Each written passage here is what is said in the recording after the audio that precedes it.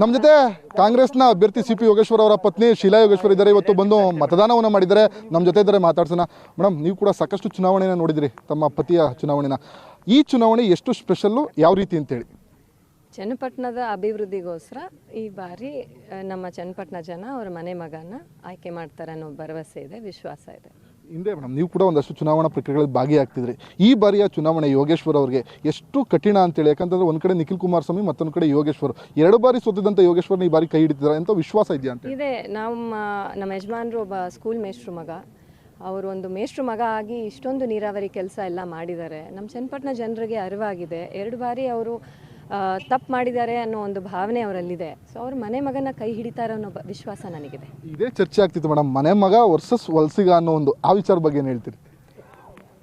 ನಾವು ಇದು ಅವರ ಜನ್ಮಭೂಮಿ, ಅವರ ಕರ್ಮಭೂಮಿ. ಸೊ ಹಾಗಾಗಿ ಅದೇ ಉತ್ತರ ಅಲ್ವಾ.